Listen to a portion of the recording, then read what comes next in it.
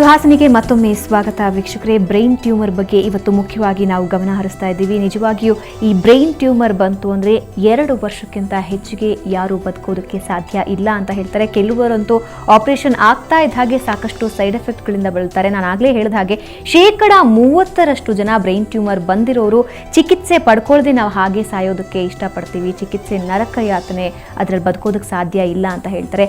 ಆದರೆ ವಶಿಷ್ಠ ಅವರು ಕೊಡುವಂತಹ ಎಲೆಕ್ಟ್ರೋಮ್ಯಾಗ್ನೆಟಿಕ್ ಫೀಲ್ಡ್ ಥೆರಪಿಯಿಂದ ಯಾವುದೇ ತೊಂದರೆ ಇಲ್ಲದೆ 6 ವರ್ಷಗಳಿಂದ ಆರಾಮಾಗಿ ಬದುಕ್ತಾ ಇರುವಂತಹ ರೋಹನ್ ನಿಮ್ಮ ಮುಂದೆನೇ ಇದ್ದಾನೆ. ಇದ್ರ ಬಗ್ಗೆ ಇನ್ನಷ್ಟು ಮಾಹಿತಿಯನ್ನು ವಸಿಷ್ಠ ಅವರಿಂದ ಪಡೆಯೋಣ. ವಸಿಷ್ಠ ಅವರೇ, ಇವಾಗ ನೀವು ಟ್ರೀಟ್ಮೆಂಟ್ ಸೈಡ್ ಎಫೆಕ್ಟ್ಸ್ ಇಲ್ಲ ಅಂತ ಹೇಳಿದ್ರಿ, ಅಂದರೆ ನಿಮ್ಮ ಟ್ರೀಟ್ಮೆಂಟಲ್ಲಿ ಸೈಡ್ ಎಫೆಕ್ಟ್ಸ್ ಇಲ್ಲ ಅಂತ ಹೇಳಿದ್ರಿ. ಯಾವ ರೀತಿ ಅದು, ಅಂದರೆ ಯಾವ ರೀತಿ ಟ್ರೀಟ್ಮೆಂಟ್ ಕೊಡ್ತೀರಾ? ಈ ಟ್ರೀಟ್ಮೆಂಟ್ ನಾವು ಕೊಡೋದು ಸೀಕ್ವೆನ್ಷಲಿ ಪ್ರೋಗ್ರಾಮ್ ಮ್ಯಾಗ್ನೆಟಿಕ್ ಫೀಲ್ಡ್ ಅಂತ. ನಾವು MRI ಥರ ಮ್ಯಾಗ್ನೆಟಿಕ್ ರೆಸೊನೆನ್ಸ್ ಇಮೇಜಿಂಗ್ ಆಗುತ್ತಲ್ಲ, MRI ನಮ್ಮ ಲಾಸ್ಟ್ 25 ಇಯರ್ಸಿಂದ ನಾವು ಯೂಸ್ ಮಾಡ್ತಿದ್ದೀವಿ ಫಾರ್ ಇಮೇಜಿಂಗ್. ನಮ್ಗೆ ಇವಾಗ ಫಸ್ಟ್ ಟೈಮ್ ನಾವು ವರ್ಲ್ಡಲ್ಲಿ MRI ಟ್ರೀಟ್ಮೆಂಟ್ಗೋಸ್ಕರ ಯೂಸ್ ಮಾಡ್ತಿದ್ದೀವಿ. ಸೊ MR ಥೆರಪಿ ಅಂತ. ನಾವು ಬ್ರೈನ್ ಟ್ಯೂಮರ್ದು ಪ್ರೋಟಾನ್ ಡೆನ್ಸಿಟಿ ಯೂಸ್ ಮಾಡ್ತೀವಿ. ಅಂದರೆ ಬ್ರೈನ್ ಟ್ಯೂಮರಲ್ಲಿ ಎಷ್ಟು ಹೈಡ್ರೋಜನ್ ಪ್ರೋಟಾನ್ಸ್ ಇದೆಯೋ ಆ ಡೆನ್ಸಿಟಿಯಿಂದ ನಾವು ಒಂದು ರೇಡಿಯೋ ಫ್ರೀಕ್ವೆನ್ಸಿ ಗೊತ್ತಾಗುತ್ತೆ. ಈ ರೇಡಿಯೋ ಫ್ರೀಕ್ವೆನ್ಸಿಯಿಂದ ನಾವು ಸೆಲ್ ಟಾರ್ಗೆಟ್ ಮಾಡ್ತೀವಿ. ಆ ಸೆಲ್ ಟಾರ್ಗೆಟ್ ಮಾಡಿದ್ರೆ ಆ ಸೆಲ್ಸ್ ಪ್ರೋಗ್ರಾಮ್ಡ್ ಸೆಲ್ ಡೆತ್ ಸೈಕಲಲ್ಲಿ ಹೊಟ್ಟೋಗುತ್ತೆ.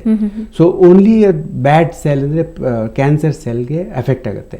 ಸೊ ಬೇರೆ ಯಾವುದು ಟಿಶ್ಯೂಗೆ ಎಫೆಕ್ಟ್ ಆಗಲ್ಲ. ಓಕೆ, ಇದ್ರ ಬಗ್ಗೆ ನಿಮ್ಮ ಜೊತೆ ಇನ್ನಷ್ಟು ಮಾತಾಡ್ತೀನಿ. ಸೊ ವೀಕ್ಷಕರೇ, ನಾನು ಈಗಾಗಲೇ ಹೇಳಿದೆ ರೋಹನ್ ತಾಯಿ ನಮ್ಮ ಜೊತೆ ಇರ್ತಾರೆ ಅಂತ. ಚಂದ್ರಕಲಾ ಅವರೇ, ಈಗ ನಿಮ್ಮ ಮಗನ ನೋಡಿದ್ರೆ ನಿಮ್ಗೆ ಏನು ಅನ್ಸುತ್ತೆ? ಟ್ಯೂಮರ್ ಇದೆ ಅಂತ ಯಾವಾಗ ಗೊತ್ತಾಯ್ತು ನಿಮಗೆ? ಅವನಿಗೆ 5 ವರ್ಷ ಇದ್ದಾಗ ನಮಗೆ ಟ್ಯೂಮರ್ ಇದೆ ಅಂತ ಗೊತ್ತಾಯ್ತು. ಫಸ್ಟ್ ನಾವು ಮೈಸೂರಿನವರು, ಮೈಸೂರಿನಲ್ಲಿ ಫಸ್ಟ್ ಡಾಕ್ಟರ್ ಭಾಸ್ಕರ್ ಅಂತ ಅವರು ಐಡೆಂಟಿಫೈ ಮಾಡಿದ್ವಿ ಅವನಿಗೆ ಬ್ರೈನ್ ಟ್ಯೂಮರ್ ಇದೆ ಅಂತ. ಹಂಗೆ ಗೊತ್ತಾದ ತಕ್ಷಣ ಹೇಳಿದ್ರು ಅವರು 6 ತಿಂಗಳು ಬದುಕೋದು, ಇದು ಬ್ರೈನ್ ಎಲ್ಲ ಸೆಂಟ್ರಲ್ ಇರೋದ್ರಿಂದ ಇದು ಯಾವುದೇ ಕಾರಣಕ್ಕೂ ಹುಷಾರಾಗೋದಿಲ್ಲ, ಇರೋ ತನಕ ಚೆನ್ನಾಗಿ ನೋಡ್ಕೊಳ್ಳಿ ಅಂತ ಹೇಳ್ಬಿಟ್ರು. ನಮ್ಗಂತೂ ತುಂಬಾನೇ ಆಘಾತ ಆಯ್ತು, ಏನು ಮಾಡಬೇಕು ಅಂತಾನೆ ಗೊತ್ತಾಗಲಿಲ್ಲ. ಅವರು ಯಾವುದೇ ಟ್ರೀಟ್ಮೆಂಟ್ ಇಲ್ಲ ಅಂತ. ಆಮೇಲಿಂದ ನಾವು ಬೆಂಗಳೂರಿಗೆ ಬಂದ್ವಿ. ಬೆಂಗಳೂರಿನಲ್ಲಿ ಸುಮಾರು ಹಾಸ್ಪಿಟ್ಲಿಗೆ ಬಂದ್ವಿ. ನಿಮ್ಮಾನ್ಸು, ಸೆಂಟ್ ಜಾನ್ಸ್ ಹಾಸ್ಪಿಟ್ಲು, ಕಿದ್ವಾಯಿ, ಮತ್ತು Manipal hospital, white field, Mysuru ಬೆಂಗಳೂರಿನಲ್ಲಿ ಎಷ್ಟು ಹಾಸ್ಪಿಟ್ಲ್ ಇದೆ ಅಷ್ಟು ಹಾಸ್ಪಿಟ್ಲ್ಗಳಿಗೂ ಸುತ್ತಿದ್ದೀವಿ. ಎಲ್ಲನೂ ಕೂಡ ಇದಕ್ಕೆ ಯಾವುದೇ ಚಿಕಿತ್ಸೆ ಇಲ್ಲ, ಇರೋ ತನಕ ನೋಡ್ಕೊಳ್ಳಿ, ಇದೊಂದೇನೇ ಆನ್ಸರ್ ಮಾಡಿದ್ರು. ಆ ಟೈಮಲ್ಲಿ ನನ್ನ ತಮ್ಮ ಈ ಟಿವಿನಲ್ಲಿ ಒಂದು ಸಲ ನ್ಯೂಸಲ್ಲಿ ನೋಡಿ ಡಾಕ್ಟರ್ ವಶಿಷ್ಠ ಅವ್ರನ್ನ ಪರಿಚಯ ಮಾಡಿಕೊಂಡು ಆಗ ಅವ್ರ ಹತ್ರ ಹೋದ್ವಿ ಟ್ರೀಟ್ಮೆಂಟ್ಗಾಗಿ. ಆಗ ಅವರು ಇದ್ರ ಬಗ್ಗೆ ಹೇಳಿದ್ರು, 28 ಡೇಸ್ ಟ್ರೀಟ್ಮೆಂಟು ಕೊಟ್ಟರೆ ಇದು ಗುಣ ಆಗುತ್ತೆ ಅಂತ ಹೇಳಿದರು. ಇದಕ್ಕೂ ಮುಂಚೆ ನಾವು ಡಾಕ್ಟರ್ ಹಾಸ್ಪಿಟ್ಲಿಗೆ ಹೋಗಿದ್ವಿ.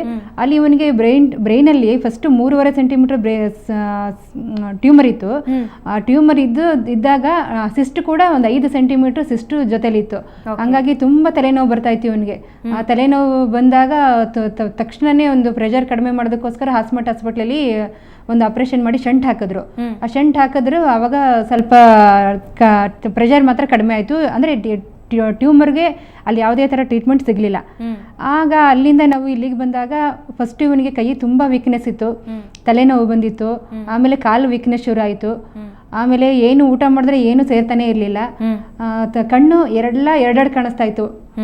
ಆಮೇಲೆ ತುಂಬ ನಿದ್ದೆ ಮಾಡ್ತಾ ಇದ್ದ, ವೆಯ್ಟ್ ಜಾಸ್ತಿ ಆಗ್ತಿರಲಿಲ್ಲ. ತುಂಬ ಅವರ ಡಾಕ್ಟರ್ ಏನೇನು ಹೇಳಿದ್ರು ಅಷ್ಟು ರೀಸನ್ಸ್ಗಳು ಅವನಿಗೆ ಅಷ್ಟು ಬಂದ್ಬಿಡ್ತು ಅವನಿಗೆ ಇದೆಲ್ಲ. ಆಗ ನಿಮ್ಮ ಮನಸ್ಥಿತಿ ಹೇಗಿತ್ತು ಚಂದ್ರಕಲಾ ಅವರೇ? ಅದೇ ಹೇಳಿದ್ನಲ್ಲ, ಅವಾಗ ನಮಗೆ ತುಂಬಾನೇ ಅಯ್ಯೋ ಯಾಕಪ್ಪ ಇಂಥ ಸಣ್ಣ ಮಗುಗೆ ಇಂಥ ಕಾಯಿಲೆ ಕೊಟ್ಬಿಟ್ಟಿದ್ಯಾ ದೇವ್ರೆ, ನಾವು ಯಾಕೆ ಬದುಕಿರಬೇಕು ಅನ್ನುವಷ್ಟು ತುಂಬ ಯಾತನೆ ಪಟ್ಬಿಟ್ಟಿದ್ದೀವಿ. ಅದರಲ್ಲೂ ಎಲ್ಲ ಟ್ರೀಟ್ಮೆಂಟೇ ಇಲ್ಲ ಅಂತಂದಾಗ ನಮಗೆ ಭೂಮಿನೇ ಬಾಯಿ ಬಿಡಬಾರ್ದು ಅನ್ನುವಷ್ಟು ಬೇಜಾರಾಯಿತು, ಅಷ್ಟು ನೋವಾಯಿತು. ಆ ದೇವ್ರ ಥರ ನಮಗೆ ಡಾಕ್ಟರ್ ವಶಿಷ್ಠ ಅವರು ಸಿಕ್ಕಿದ್ರು.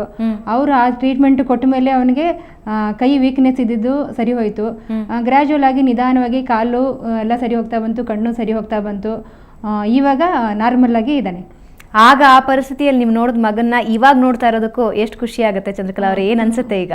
ತುಂಬಾನೇ ಖುಷಿ ಆಗುತ್ತೆ. ಈಗ ಅವನಿಂದನೇ ನಾವು ಈಗ ನಾವು ಬದುಕಿರೋದು ಕೂಡ, ಅವನು ಕೂಡ ಡಾಕ್ಟ್ರಿಂದಲೇ ಬದುಕಿರೋದು, ಅವರಿಂದಲೇ ನಾವು ಬದುಕಿರೋದು, ನಮ್ಮ ಫ್ಯಾಮಿಲಿ ಎಲ್ಲನೂ. ತುಂಬಾನೇ ಈಗ ಖುಷಿ ಆಗುತ್ತೆ. ಅವನು ಬದುಕದೇ ಇಲ್ಲ ಅಂತಂದಾಗ ನಾವು ಇಡೀ ಏನಂದರೆ ಲೈಫೇ ಬೇಡ ಅನ್ನುವಷ್ಟು ಬೇಜಾರಾಗಿತ್ತು.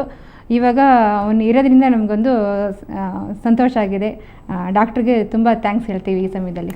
ಧನ್ಯವಾದ ಚಂದ್ರಕಲಾ ನಮ್ಮ ಜೊತೆ ಮಾತಾಡೋದಕ್ಕೆ. ರೋಹನ್, ಏನು ಅನಿಸುತ್ತೆ? ಅಮ್ಮ ಇಷ್ಟೆಲ್ಲ ಹೇಳಿದ್ರು, ಅಮ್ಮನಿಗೆ ಯಾವ ರೀತಿ ಅನ್ನಿಸ್ತಾ ಇತ್ತು ನಿಮ್ಗೆ? ಆ ರೀತಿ ತಲೆನೋವು ಬಂದಾಗಲಿ, ಕೈ ಕಾಲು ಸರಿಯಾಗಿ ಪ್ರಾಬ್ಲಮ್ ಆಗ್ತಾ ಇದ್ದಾಗಲಿ ಏನು ಅನ್ನಿಸ್ತಾ ಇತ್ತು ಅಮ್ಮಗೆ? ನಿಮ್ಮ ಮನೆಯವರೆಲ್ಲ ಹೇಗೆ ರಿಯಾಕ್ಟ್ ಮಾಡ್ತಿದ್ರು? ಅವಾಗೆಲ್ಲ ನನ್ನ ನೋಡ್ಕೊಂಡೆ ಅಳ್ತಾ ಇದ್ರು. ಇವಾಗೆಲ್ಲ ಹಿಂಗೆ ಆಗೋಯ್ತಲ್ಲಪ್ಪ, ಹಿಂಗೆ ಪರಿಸ್ಥಿತಿ ಆಯ್ತಲ್ಲ ಆವಾಗ ಕರೆಕ್ಟಾಗಿ ವಶಿಷ್ಠ ಡಾಕ್ಟ್ರು ಸಿಕ್ಕಿದ್ರು. ವಶಿಷ್ಠ ಡಾಕ್ಟ್ರು ಸಿಗಲಿಲ್ಲ ಅಂದರೆ ನಾನು ಇವಾಗ ಇಷ್ಟು ಮಾತಾಡೋಕ್ಕಾಗ್ತಾ ಇರಲಿಲ್ಲ, ಈ ಭೂಮಿ ಮೇಲೆ ಇರೋಕ್ಕಾಗ್ತಾ ಇರಲಿಲ್ಲ ಅಂತ ನಾನು ಹೇಳ್ತಾ ಇದ್ದೀನಿ. Okay, that's a miracle doctor. ನಿಜವಾಗ್ಲೂ ಅವ್ರ ತಾಯಿ ಹೇಳೋದನ್ನು ನಾವು ಕೇಳಿಸ್ಕೊಂಡ್ವಿ. ಅಂದರೆ 2 ವರ್ಷಕ್ಕಿಂತ ಯಾರು ಬದುಕಲ್ಲ ಅನ್ನೋ ಒಬ್ಬ ವ್ಯಕ್ತಿನ 6 ವರ್ಷ ಆತ ಬದುಕಿದಾನೆ. ನಮ್ಮ ಮುಂದೆನೇ ಉದಾಹರಣೆಯಾಗಿ ನಿಂತಿದ್ದಾರೆ. ಸೊ ಇವಾಗ ರೋಹನ್ ನಿಮ್ಮ ಹತ್ರ ಬಂದಾಗ ಯಾವ ಸ್ಥಿತಿಯಲ್ಲಿದ್ದ, ಯಾವ ಸ್ಟೇಜಲ್ಲಿದ್ದ? ಫಸ್ಟ್ ಟೈಮ್ ಬಂದಾಗ ಆ್ಯಕ್ಚುಲಿ ಲಾಸ್ಟ್ ಸ್ಟೇಜಲ್ಲಿದ್ದರು ಅವರು. ಸೊ ಅವ್ರ ಮದರ್ ಎಕ್ಸ್ಪ್ಲೇನ್ ಮಾಡಿದಾಗ ಒಂದು ಸಿಸ್ಟ್ ಇತ್ತು, ಒಂದು ದೊಡ್ಡ ಸಿಸ್ಟು. ನಾನು MRI ಇದೆ ಅವ್ರದ್ದು, MRI ತೋರಿಸ್ತೀನಿ ನಾನು. ಆ್ಯಂಡ್ ಸಿಸ್ಟ್ ಜೊತೆ ಅವ್ರಿಗೊಂದು ಸಾಲಿಡ್ ಟ್ಯೂಮರ್ ಇತ್ತು. ಇದು ಫಸ್ಟ್ MRI ಅವ್ರದ್ದು. ನಾವು ಅಷ್ಟು ಪೇಷಂಟ್ಸ್ದು MRI ಸೀರಿಯಲ್ MRIs ಇಟ್ಕೊಂಡಿರ್ತೀವಿ. ಇದು ಫಸ್ಟ್ MRI. ಇಷ್ಟು ದೊಡ್ಡ ಸಿಸ್ಟ್ ಟ್ಯೂಮರ್ ಕಾಣಿಸುತ್ತೆ ಇಲ್ಲಿ, ಆ್ಯಂಡ್ ಇಲ್ಲಿ ದಪ್ಪ ಸಿಸ್ಟ್ ಕಾಣಿಸುತ್ತೆ. ಸಿಸ್ಟ್ ಮೇಲೆ ಶಂಟ್ ಹಾಕ್ತಿದ್ಮೇಲೆ ಇಷ್ಟೊಂದು ಅವ್ರದ್ದು ಪ್ರೆಷರ್ ಕಾಣಿಸುತ್ತೆ ಇಲ್ಲಿ. ಸೊ ಇದು ಟ್ರೀಟ್ಮೆಂಟ್ಗಿಂತ ಮುಂಚೆ ಇತ್ತು. ಸೊ ಇದು ಈ ಟ್ಯೂಮರಿಂದ ತುಂಬ ಪ್ರೆಷರ್ ಇತ್ತು ಬ್ರೈನ್ ಸ್ಟೆಮ್ ಮೇಲೆ ಆ್ಯಂಡ್ ಬ್ರೈನ್ ಮೇಲೆ. ಸೊ ಆವಾಗ ಅವರಮ್ಮ ಹೇಳಿದಾಗ ಅವ್ರ ಟರ್ಮಿನಲ್ ಕೇಸ್ ಇತ್ತು. ಇವಾಗ ಈ ಸ್ಟೇಜಲ್ಲಿ ಅವ್ರಿಗೆ ಟ್ರೀಟ್ಮೆಂಟ್ ಕೊಟ್ಟಾಗಿದ್ದು. ಟ್ರೀಟ್ಮೆಂಟ್ ಕೊಟ್ಟಾದ್ಮೇಲೆ ಫಸ್ಟ್ MRI ತೊಗೊಂಡಿದ್ದು 1 ತಿಂಗಳಾದ್ಮೇಲೆ ಅದು ತೋರಿಸುತ್ತೆ ಸ್ವಲ್ಪ ಚೇಂಜ್ ಆಗಿದೆ, ಟ್ಯೂಮರಲ್ಲಿ ಸ್ವಲ್ಪ ಕಮ್ಮಿ ಆಗಿದೆ. ಇದು 6 ಮಂತ್ಸ್ ಆದಮೇಲೆ ಇನ್ನೂ ಕಮ್ಮಿ ಆಗಿದೆ. ಇದು 1 ಇಯರ್ ಆದಮೇಲೆ ಇನ್ನು ಫರ್ದರ್ ಕಮ್ಮಿ ಹೋಗಿದೆ ಟ್ಯೂಮರು.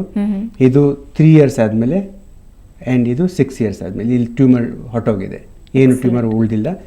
ಈ ಸೈಜಿಂದ ಇದು ಕಂಪ್ಲೀಟ್ಲಿ ಡಿಸಪಿಯರ್ ಆಗೋಗಿದೆ.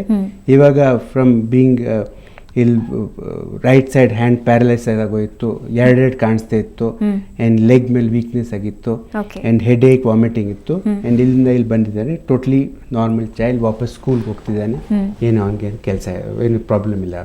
ಓಕೆ, ತುಂಬಾ ಅದ್ಭುತ ಅಂತ ಹೇಳ್ಬೋದು. ಈ ಬ್ರೈನ್ ಟ್ಯೂಮರ್ ಇರೋರಿಗೆ ವಾಮಿಟಿಂಗ್ ಆಗೋದು ಅಥವಾ ಕೈ ಸ್ವಾಧೀನ ಇಲ್ದಿರೋದು, ಕಾಲು ನಡೆಯೋಕ್ಕಾಗದೇ ಇರೋದು, ಇದಕ್ಕೇನು ರೀಸನ್ ಅಂತೀರಾ? ಇದು ಟ್ಯೂಮರ್ ನಾರ್ಮಲಿ ಬೇರೆ ಜಾಗದಲ್ಲಿ ಟ್ಯೂಮರ್ ಆದರೆ, ಸಪೋಸ್ ಅಬ್ಡೋಮಿನಲ್ ಟ್ಯೂಮರ್ ಆಗುತ್ತೆ, ಹಾರ್ಟಲ್ ಟ್ಯೂಮರ್ ಆಗುತ್ತೆ, ಚೆಸ್ಟಲ್ ಟ್ಯೂಮರ್ ಆಗುತ್ತೆ. ಇಲ್ಲಿ ಬೇಕಾದಷ್ಟು ಜಾಗ ಇದೆ. ಟ್ಯೂಮರ್ ದೊಡ್ಡ ಆದರೆ ಸ್ವಲ್ಪ ಪ್ರೆಷರ್ ಆಗುತ್ತೆ, ಹಾರ್ಟ್ ಮೇಲೆ ಪ್ರೆಷರ್ ಆಗುತ್ತೆ, ಲಂಗ್ ಮೇಲೆ ಪ್ರೆಷರ್ ಆಗುತ್ತೆ, ಸ್ವಲ್ಪ ದೊಡ್ಡ ಆಗ್ತಾ ಇರುತ್ತೆ. ಬಟ್ ಬ್ರೈನಲ್ಲಿ ತುಂಬ ಕಮ್ಮಿ ಜಾಗ ಇದೆ. ಸ್ಕಲ್ ಕ್ಯಾವಿಟಿ ತುಂಬ ಟೈಟ್ ಆಗಿರುತ್ತೆ. ಸೊ ಸ್ವಲ್ಪ ಬ್ರೈನ್ ಟ್ಯೂಮರ್ ದೊಡ್ಡದಾದರೆ ಬ್ರೈನ್ ಮೇಲೆ ಪೂರ್ತಿ ಪ್ರೆಷರ್ ಆಗುತ್ತೆ. ಬ್ರೈನ್ ಮೇಲೆ ಪ್ರೆಷರ್ ಆದರೆ ಕಾಲು ಪ್ಯಾರಾಲಿಸಿಸ್ ಆಗೋದು, ಹೆಡ್ಏಕ್ ಆಗೋದು ತುಂಬ ಬೇಗ ಆಗುತ್ತೆ. ಅದು ಜಾಗ ಇಲ್ಲ. ನೆಕ್ಸ್ಟ್ ಟ್ರೀಟ್ಮೆಂಟ್ ಯಾವೆಲ್ಲ ಸ್ಟೆಪ್ಸ್ ಅಲ್ಲಿ ನಡೆಯುತ್ತೆ? ಅಂದ್ರೆ ಎಷ್ಟು ಸ್ಟೆಪ್ಸ್ ಇದೆ ನಿಮ್ಮ ಟ್ರೀಟ್ಮೆಂಟ್ ಅಲ್ಲಿ? ಈ ಟ್ರೀಟ್ಮೆಂಟ್ ಸ್ಟೆಪ್ಸ್ ಅಲ್ಲಿ ಫಸ್ಟ್ ನಾವು MRI ಮಾಡ್ತೀವಿ. MRI ಮಾಡಿದ್ರೆ ಗೊತ್ತಾಗುತ್ತೆ ಏನು ಡೆನ್ಸಿಟೀಸ್. ನಾ ಹೇಳ್ತಿದ್ನಲ್ಲ ಪ್ರೋಟಾನ್ ಡೆನ್ಸಿಟೀಸ್ ಅಂತ, ಇದು ನೋಡಿದ್ರೆ ಗೊತ್ತಾಗುತ್ತೆ ಇದ್ರ ಡೆನ್ಸಿಟಿ ಎಷ್ಟಿದೆ ಅಂತ, ಸರೌಂಡಿಂಗ್ ಟಿಶ್ಯೂಸ್ ಡೆನ್ಸಿಟೀಸ್ ಎಷ್ಟಿದೆ ಅಂತ.